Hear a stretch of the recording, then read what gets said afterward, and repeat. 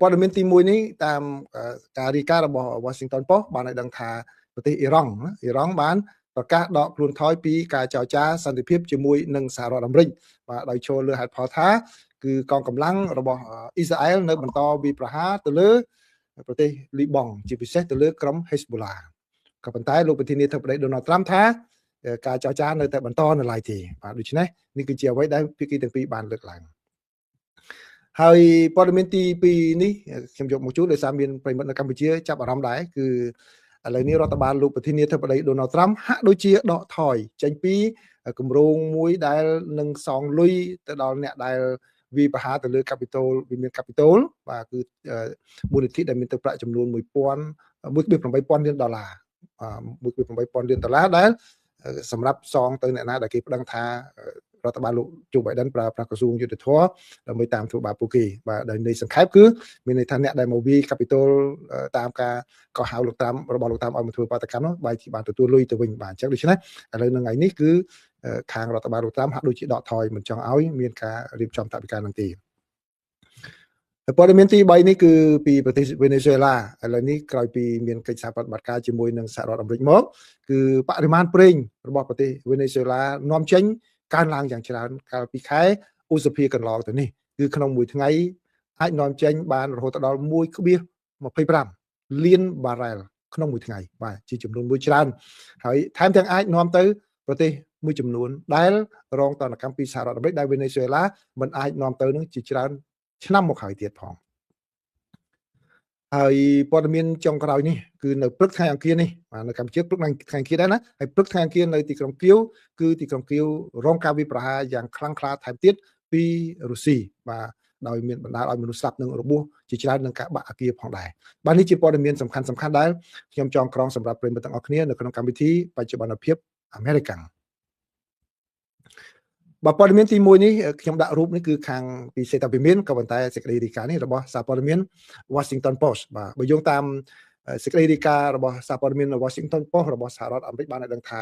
ការកើនឡើងនៅអំពើហិង្សានៅក្នុងតំបន់មជ្ឈមបូព៌ាឥឡូវនេះកំពុងតែគំរាមកំហែងធ្វើឲ្យខូចខាតទៅដល់បាទ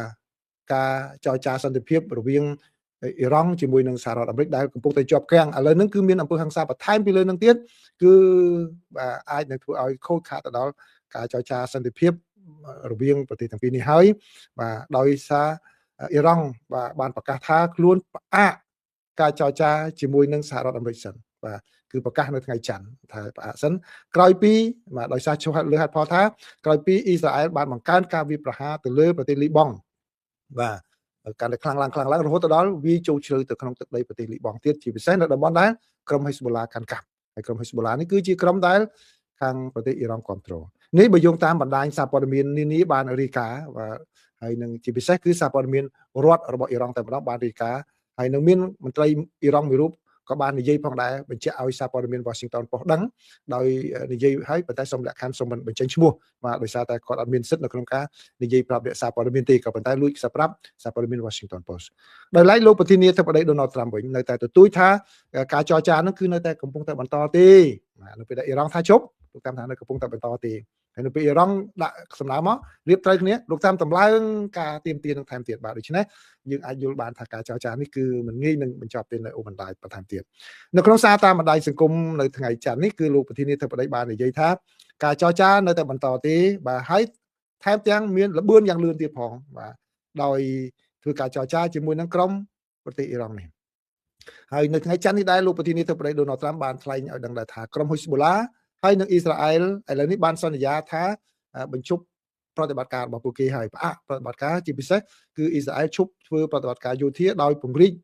ប្រតិបត្តិការចូលកាន់តែជ្រៅចូលទៅក្នុងទឹកដីនៃប្រទេសលីបង់បាទក៏ប៉ុន្តែនាយករដ្ឋមន្ត្រីនៃប្រទេសអ៊ីស្រាអែលវិញគឺលោក Benjamin Netanyahu វិញបាននិយាយក្រោយពីនោះមកទៀតក្រោយពីសាររបស់លោកតាមថាកងកម្លាំងរបស់អ៊ីស្រាអែលនឹងបន្តធ្វើប្រតិបត្តិការដោយដែលបានរៀបផែនការទុកនៅតំបន់ភាគខាងត្បូងនៃប្រទេសលីបង់បាទចឹងដូច្នេះអ្វីដែលចេញជាសារមកគឺមានលក្ខណៈប្រច្រាស់គ្នាពី3ណាប្រច្រាស់ទី1គឺអ៊ីរ៉ង់គាត់ថាគាត់ឈប់ចរចាហើយប្រច្រាស់ទៅវិញគឺលោកតាមថាការចរចានៅតែបន្តនៅឡើយទេថែមទាំងប៉ុណ្ណោះគាត់ថាអ៊ីស្រាអែលហើយនិង Hezbollah ព្រមព្រៀងឈប់ប្រយុទ្ធគ្នា ប៉ុន្តែអ៊ីស្រាអែលវិញប្រកាសថាអត់ទេនៅតែធ្វើប្រតិបត្តិការបាទតាមផែនការដដែលនៅភាគខាងត្បូងនៃប្រទេសលីបង់បាទអញ្ចឹងគឺប្រិមត្តបានស្ដាប់មើលទៅគឺមានសារប្រឆាំងគ្នាទៅវិញទៅមកច្រើនណាស់បាទហើយនៅពេលមុននោះដែរគឺលោកនេតាញយ៉ាហ៊ូក៏បានប្រកាសផងដែរថាលោកចង់វាយប្រហារទៅលើទីក្រុងបេរូរបស់ប្រទេសលីបង់នឹងតែម្ដងហើយក៏បានបញ្ចេញបញ្ជាឲ្យពលរដ្ឋនៅក្នុងទីក្រុងនោះចាក់ចេញផងដែរហើយភ័យខ្លាចគឺប្រជាពលរដ្ឋមួយចំនួនបានភៀសខ្លួនចេញពីលំនៅឋានរបស់ពួកគេនៅក្នុងរដ្ឋធានីនៃប្រទេសលីបង់បាទអញ្ចឹងគឺពួកគេខ្លាចទៅជាជនភៀសសឹកទៀតហើយណាបាទហើយក្នុងពេលចុងសប្តាហ៍កន្លងមកនេះគឺកងកម្លាំងរបស់អ៊ីស្រាអែលជាពិសេសគឺកងកម្លាំងជើងគោក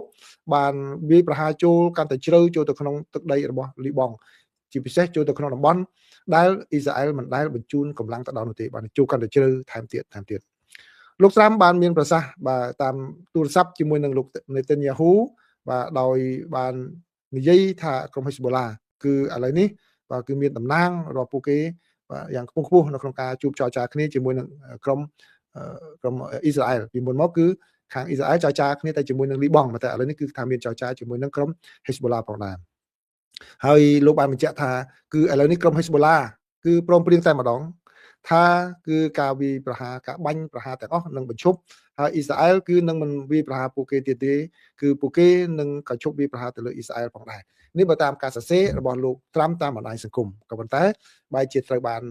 នាយករដ្ឋមន្ត្រីនៃប្រទេសអ៊ីស្រាអែលគាត់ឆ្លើយមកខុសពីនឹងទៅវិញបាទនេះជាព័ត៌មានទី1ណាបាទអញ្ចឹងតើស្ថានភាពយ៉ាងម៉េចមកដល់ពេលនេះព័ត៌មានផ្សេងៗទៀតដែលខ្ញុំទទួលបានគឺតម្លៃប្រេង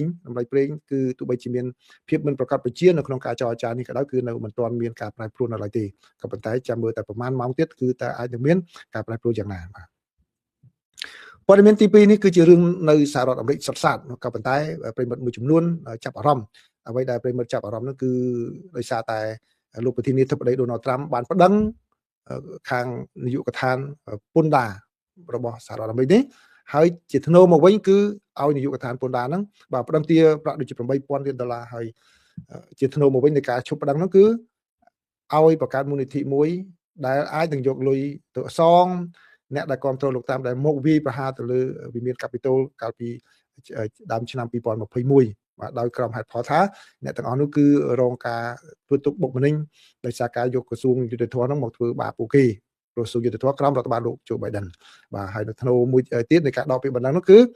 បាទគឺឈប់ឲ្យនាយកដ្ឋានពន្ធដារហ្នឹងគឺតាមស៊ើបឬក៏តាមរកនៅការបងពុនរបស់ក្រុមគ្រួសារលោកទាំងអស់បាទអញ្ចឹងនេះជារឿងមួយដែលលោកត្រាំបានធ្វើឡើងដើម្បីបាទការពារក្រុមគ្រួសាររបស់លោកហើយប៉ុន្តែបាទត្រូវបានរងការរិះគន់យ៉ាងខ្លាំងជាពិសេសគឺទៅលើទឹកប្រាក់ចំនួនជិត$1.8 លានដែលអាចនឹងផ្ដល់ឲ្យអ្នកដែលជាពិសេសក្រុមដឹកនាំធ្វើបាតកម្មវិប្រហារទៅលើវិមានសភានោះបាទទទួលបានប្រាក់រាប់សិបលាន$ផងបើសិនជាអ្នកនោះប្តឹងរដ្ឋាភិបាលវិញហើយវាជារឿងមួយដែលអ្នកជំនាញមើលឃើញថាលោកត្រាំលោកជាអ្នកគ្រប់គ្រងរដ្ឋបាលប៉ុន្តែបែរជាមកប្តឹងរដ្ឋបាលរបស់លោកទៅវិញបាទនៅតែប្តឹងរដ្ឋបាលរបស់ខ្លួនឯងទៅវិញបាទក៏ប៉ុន្តែនៅថ្ងៃនេះក្រោយពីមានការជួបចរចាគ្នាមកគឺមានសញ្ញាថាក្រុមអ្នកតាក់តែងច្បាប់នៃគណៈបកសាធារណរដ្ឋបាទមិនយល់ព្រមទេបាទមានការជំទាស់ប្រឆាំងនៅក្នុងសភាទាំងគណៈបកប្រជាធិបតេយ្យទាំងគណៈបកសាធារណរដ្ឋរបស់លោកប្រធានាធិបតីខ្លួនឯងនឹងតែម្ដងថាมันអាចធ្វើដូច្នេះបានទេហើយក៏មានការសម្រេចពីតុលាការឲ្យផ្អាកអត់មានឲ្យដំណើរការរឿងនឹងបានទេដូច្នេះហើយនៅថ្ងៃនេះគឺក្រសួងយុទ្ធភ័ណ្ឌរបស់សហរដ្ឋអាមេរិកបានប្រកាសថាគឺក្រសួងនឹងគោរពតាមការសម្រេចរបស់តុលាការនៅក្នុងការផ្អាកការអនុវត្តមូលនិធិចំនួន$1.8 លាននឹងសិនបាទដូច្នេះគឺជារឿងមួយបង្ហាញថាជាការដើរថយក្រោយមួយទៀតរបស់រដ្ឋបាលលោកប្រធានាធិបតីដូណាល់ត្រាំបាទហើយការប្រកាសនេះគឺកើតមានឡើងក្រោយពីមានជំនួបនៅសេតាវិមានបាទដែលបានធ្វើឡើងរវាងប្រធានរដ្ឋសភានៃប្រធានរដ្ឋសភាដែលមកពីគណៈបកសាធារណរដ្ឋហើយនឹងលោកប្រធានាធិបតីដូណាល់ត្រាំហើយនឹងក្រសួងបាទពាក់ព័ន្ធជាមួយនឹងថវិកាទាំងអស់នោះបាទដូច្នេះហើយនេះគឺជាសញ្ញានៃការដកថយមួយទៀតរបស់រដ្ឋបាលលោកប្រធានាធិបតីដូណាល់ត្រាំដែលបានធ្វើសកម្មភាពមួយចំនួនទូយ៉ាងដូចជាដាក់ឈ្មោះលោកនៅក្នុងអគារសាមហោស្រព Kennedy ឥឡូវនេះក៏តុលាការបញ្ជាឲ្យដកថយបាទហើយប្រហែលថ្ងៃមុននេះគឺមានរឿងរ៉ាវតាក់ទងនឹងការរៀបចំខួបអនុស្សាវរីយ៍លើកទី250នៃកំណើតរបស់សហរដ្ឋអាមេរិកបាទបនឯករាជ្យរបស់សហរដ្ឋអាមេរិកបាទហើយក៏មានតារាមួយចំនួនឬសូព្រឹត្តិការណ៍នឹងមានពាក់ព័ន្ធជាមួយនឹងលោកត្រាំពួកគេដកថយទៅបាទដកថយមិនចូលរួមនៅក្នុងសម្ដែងនៅក្នុងកម្មវិធីនោះទេបាទលោកប្រធានាធិបតីក៏ និយាយថាឥឡូវចឹងបើសិនជាមិនមានអ្នកចូលរួមច្រើនចឹងគឺធ្វើកម្មវិធីនឹងមិនបាច់ធ្វើក៏បានដកថយឬក៏ធ្វើតូចក៏បានដែរបាទនេះជាការដកថយជាបន្តបន្ទាប់ក្រោយពីមានការជំទាស់ពីមហាជនក៏ដូចជាស្ថាប័នតុលាការរបស់សហរដ្ឋអាមេរិកបាទព័ត៌មានទី3នេះគឺជាសេចក្តីរាយការណ៍របស់ទីភ្នាក់ងារសារព័ត៌មាន Reuters បាទ Reuters បានរាយការណ៍ឲ្យដឹងថាការនាំចេញប្រេងរបស់វេណេស៊ុយឡាគឺមានការកើនឡើងបន្តិចនៅ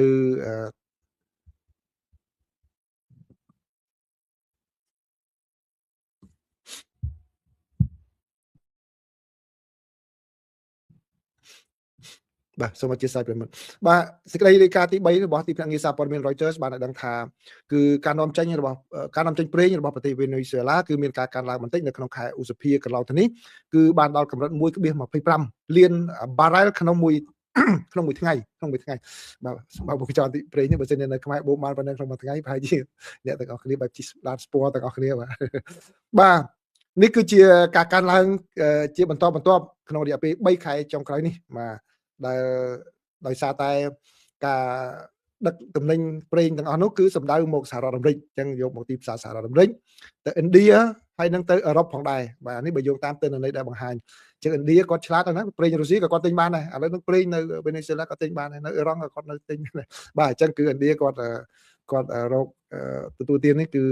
ស្របទៅតាមកលៈទេសៈបាទដើម្បីតម្រូវការសេដ្ឋកិច្ចរបស់ពួកគាត់ហើយជាពិសេសទិញបានថោកទៀតពីរុស្ស៊ីក្នុងពេលកន្លងមក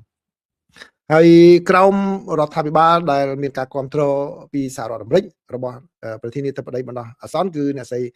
Delcy Rodriguez គឺឥឡូវនេះផលិតកម្មប្រេងឆៅរបស់ប្រទេសវេណេស៊ុយឡាគឺបាននាំចេញយ៉ាងច្រើនតែម្ដងនៅក្នុងនេះគឺមានការបន្ធូរបន្ថយទណ្ឌកម្មហើយនឹងក្រុមហ៊ុនប្រេងបរទេសមួយចំនួនក៏បានពង្រីកការផលិតរបស់ពួកគេផងដែរហើយក៏មានគម្រោងនឹងបូមថែមទៀតនៅក្នុងពេលអនាគតដែលពួកគេនឹងទៅវិនិយោគបន្ថែមទៀតផងដែរក្រសួងប្រេងរបស់ប្រទេសវេណេស៊ុយឡាបានឲ្យដឹងថាគឺគេមានផែនការនឹងផលិតប្រេងរហូតដល់ 1.37 លានបារ៉ែលក្នុងមួយថ្ងៃនៅត្រឹមដំណាច់ឆ្នាំនេះបាទអញ្ចឹងគឺបានន័យថានឹងកើនបន្ថែមទៀតណាបាទដែលជាការមួយនឹងកើនឡើងរហូតដល់ 22% ពីចំនួន 1.12 លានបារ៉ែលក្នុងមួយថ្ងៃបាទដែលធៀបនឹងតួលេខកាលពីចុងឆ្នាំ2025បាទដែលជាចំនួនមួយបាទកើនឡើងខ្លាំងណាស់បើសិនជាធ្វើតាមផែនការរបស់ក្រសួងប្រេងរបស់វេណេស៊ុយឡាបាននេះគឺជាការកើនឡើងយ៉ាងខ្លាំងដែលមិនធ្លាប់មានចាប់តាំងពីសហរដ្ឋអាមេរិកដាក់ទណ្ឌកម្មទៅលើប្រទេសវេណេស៊ុយឡាក្នុងឆ្នាំ2019បាទនេះគឺជាការវិវត្តមួយថ្មីទៀតប្រិមិត្តព័ត៌មានចុងក្រោយនេះគឺជាសេចក្តីរាយការណ៍របស់ទូរទស្សន៍ CNN បាទខ្ញុំសូមដកសង្កពី CNN អំពីការវាយប្រហាររបស់រុស្ស៊ីទៅលើទីក្រុងគីវបាទបើយោងតាមសេចក្តីរាយការណ៍របស់ CNN ឲ្យដឹងថាគឺឥឡូវនេះប្រជាពលរដ្ឋរបស់ទីក្រុងគីវមានការភ័យខ្លាចបាទដោយសារអ្នកខ្លះហ្នឹងឥឡូវនេះគឺកំពុងតែជាប់នៅក្នុងគំនរអគារបាក់បែកក្រោយពីរុស្ស៊ីបានវាយប្រហារចំអគារដែលមានកម្ពស់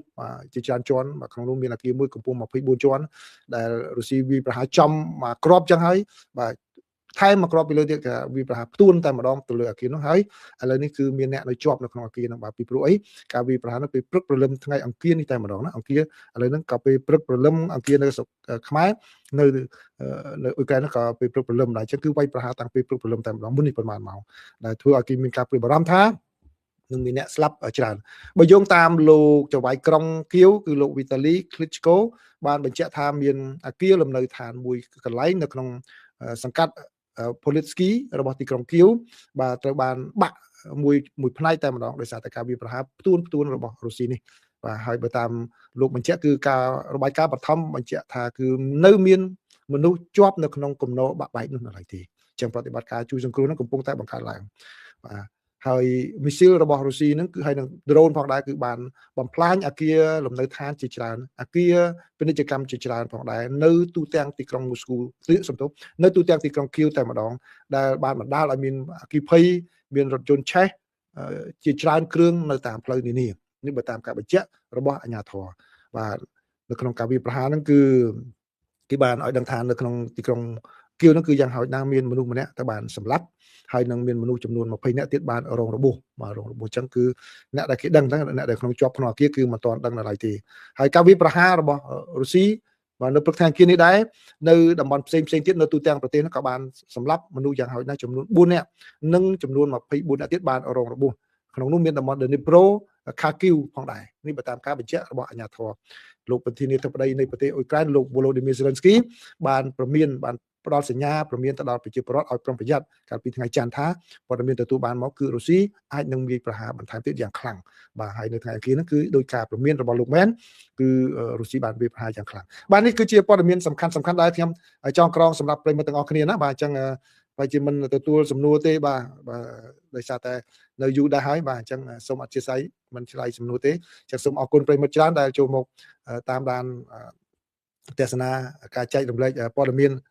របស់ខ្ញុំនេះបាទជាពិសេសគឺព័ត៌មានបច្ចុប្បន្នភាពអាមេរិកផងបច្ចុប្បន្នភាពរបស់អន្តរជាតិផងបាទសូមអរគុណសូមជម្រាបលា